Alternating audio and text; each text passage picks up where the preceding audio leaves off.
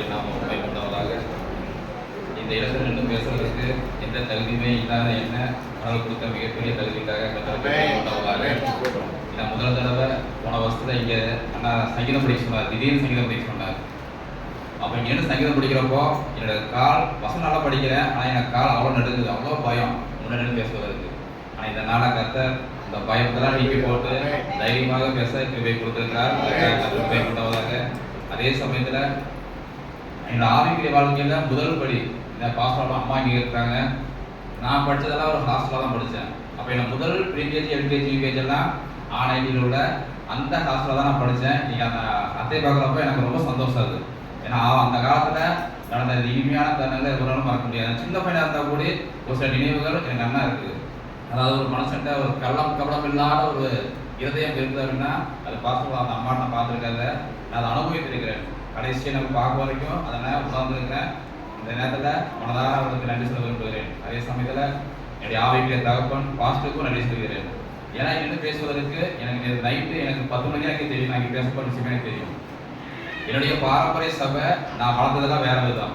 நான் இது வரைக்கும் உண்மையை சொல்ல போனால் நான் இந்த மாதிரி பாடும் வர்ணங்களை குறித்து நான் கேட்டதும் இல்லை, நான் பிரசங்கித்ததும் இல்லை. எங்கேயுமே என்னுடைய பாரம்பரிய சபையில் எனக்கு ஊக்குவிப்பது கிடையாது.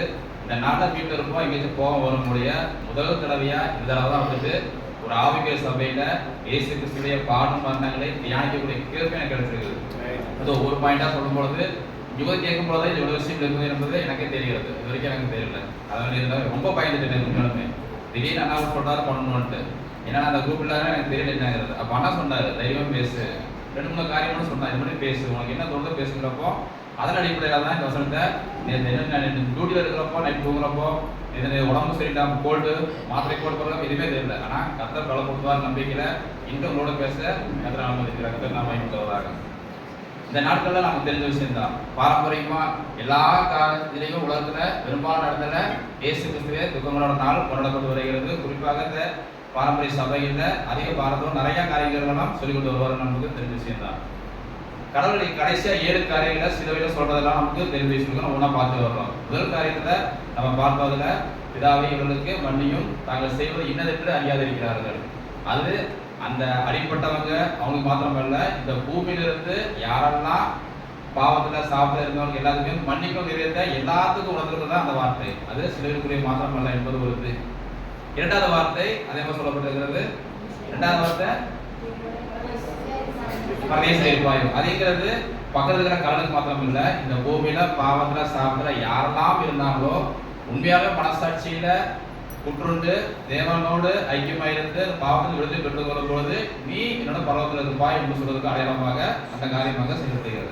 ஏன்னா சிலுவையில காட்சிகள் சிலுவையில் கூட சொல்லப்பட்ட தியாகம் எல்லாமே இயேசு கிறிஸ்து இந்த பூமியில 33 வருடம் இருந்தார், 3 வருடம் உலகத்துல ஊழியம் செய்தார். அதன் முடிவு தான் சிலுவையோட பயணம். அப்போ இயேசு கிறிஸ்து யாருக்காக வந்தார்?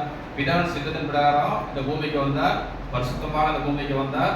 இந்த பூமிக்கு வரும்பொழுது பூமியானது இருளா இருந்தது. எல்லாமே அந்த காலம், ஏதாவது பாவத்துல சாபத்துல அக்கிரமத்துல போராட்டம் விலகினம் எல்லாத்துலயுமே சோர்ந்து போயிருந்த இடத்துல தான் இயேசு கிறிஸ்து இந்த பூமிக்கு வந்தார். இந்த பூமிக்கு வரும் பொழுது இருள் இருக்கிற ஜனங்களை வெளிச்சத்துக்கு கொண்டு வந்துங்கிற உன்னதமான நோக்கத்தோடு தான்.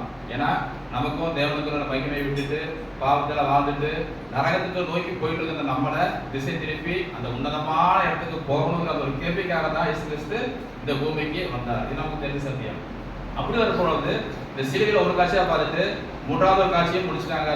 அது ஒரு கடமை, அது பூமியில இருக்கிற ஒரு கடமை. அதாவது இந்த பூமியில நமக்கு கொடுத்த தாய் தாய்க்கு கடமை. இந்த பூமியில என்ன செய்யணுமோ அந்த கடமையில சரியாக செய்யணுங்கிற ஒரு அடையாளமாக அந்த காரியத்தை செய்து கொடுத்துட்டு போயிட்டார். 4வதாக என்ன சொல்றாரு? அதுல என் தேவனே என் தேவனே ஏன் என்னை கைவிட்டேன். இந்த வார்த்தை எப்போ நம்ம வாயில வரும்? இந்த வார்த்தை சாதாரணமா இந்த வார்த்தை அவசியம் இந்த வார்த்தை வராது.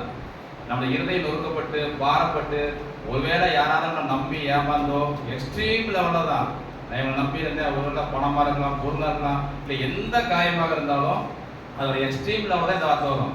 நான் ரொம்ப நம்பி இருந்தேன், நீ ஏமாத்திட்ட அப்படிங்கிறது கண்ணு தண்ணி வரும். அதில் முடிவு நிறைய பார்த்துருக்கோம். இந்த உலகத்தில் மரணம் தான் அது முடிவாக இருக்குது. ஏன்னா அதை தாங்க முடியாது இல்லை. இந்த சிலுவையில் இயேசு கிறிஸ்து பாருங்க, என் தேவனே ஏன் என்னை கைவிட்டு. எல்லா 7 வார்த்தையும் பைபிளில் ஒவ்வொருத்தர் தான் வந்துட்டு இருக்கும். ஆனால் இந்த வார்த்தை 3 இடத்துல வருது. மத்தேயும் சொல்றாரு, மார்க்கும் சொல்றாரு, தாவீது சங்கீதம் 22ஆம் அதிலே அதான் சொல்லப்பட்டிருக்கிறது. அப்ப இது ஒரு முக்கியமான ஒரு வார்த்தை. மையப்பகுதியான வார்த்தை என் தேவனே ஏனே கைவிட்டீர் அப்படிங்கிறதான். அப்ப இயேசு கிறிஸ்துவை ஏன் பிதா கைவிடணும்? இயேசு கிறிஸ்து பிதா தான் இந்த பூமியில் அனுப்பியிருக்கிறார், ஏன் கைவிடணும் அப்படின்னு. இயேசு கிறிஸ்து பிதா வந்து இயேசு கிறிஸ்துவை கைவிடல. இயேசு கிறிஸ்து வந்த நோக்கம் இந்த உலகத்தோட இருக்கிற பாவத்தை சுமந்து தீர்க்கிற தேவாட்டுக்குட்டி, அவர் தான் பாவத்தை சுமந்து தீர்க்கணும். இதுவரை பிறந்த குழந்தைகளாகவும் பிறக்க போற குழந்தைகள் எல்லாத்துக்காகவும் அவர் சிலுவையில் எல்லாத்தையும் செஞ்சு முடிச்சிட்டாரு. அப்போ இந்த உலகத்தோட பாவங்கள், சாபங்கள், அக்கிரமங்கள் எல்லாமே என்ன பண்ணுது? இயேசு கிறிஸ்துவின் ஒழுங்கும் பொழுது பிதா வந்துட்டு பாவத்தை பாராத அவர் பரிசுத்த கண்டன், அவரால் அந்த பாவத்தை பார்க்க முடியாது. அப்ப இயேசு கிறிஸ்து மேல அந்த பாவம் எல்லாம் வரும்பொழுது என்னன்னா தன்னுடைய முகத்தை அவர் திருப்பிக் கொள்கிறாருடைய விட்டு போகல.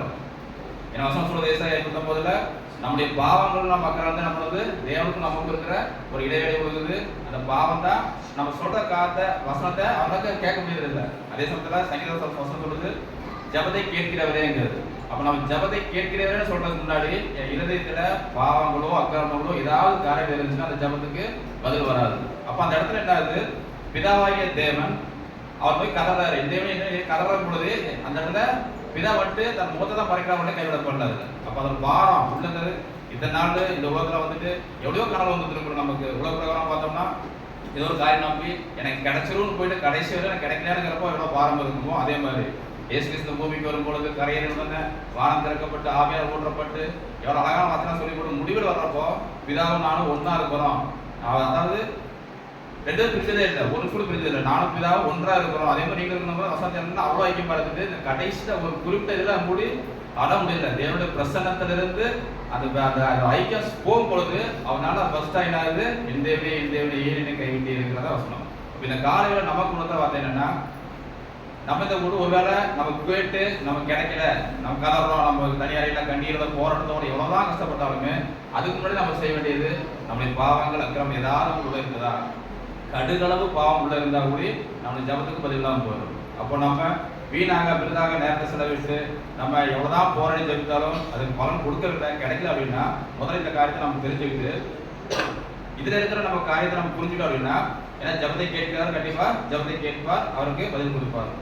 இந்த கிருபின் காலத்துல நம்ம கிருபியாய் அதில் காத்துக்குவோம். ஏன்னா நாட்கள் பொருளாதார ஆளானால் காலத்தை பிரயோஜனப்படுத்தணும்னு சொல்றது. இந்த கூடிய காலத்துல தேவனுடைய மிகப்பெரிய கிருபையில தான் வாழ்ந்துட்டு இருக்கிறோம். அதனால சிலுவையில இயேசு கிறிஸ்துவின் சத்தியத்தை நம்ம உள்ளத ஆசனம் நம்ம நினைவு கூறும் பொழுது அதுல வர்க்கம் கிடைக்கும். நம்ம வேணாம் நம்ம தேடாம புலம்பிட்டு இருக்கிறத விட ஜபத்துக்குரிய அந்த ஆழமான சத்தியத்தை புரிந்து கொண்டு அதன் அடிப்படையில் போகும்பொழுது இந்த கதறல் இந்த இதெல்லாம் வராதபடி நமக்கு நடக்கும். கதை தாமே இந்த ஆசிரியர் போறாங்க. உலகமே கூட வாய்ப்பு கொடுத்த ஆகிய காரணங்களுக்கு நன்றியை சொல்லி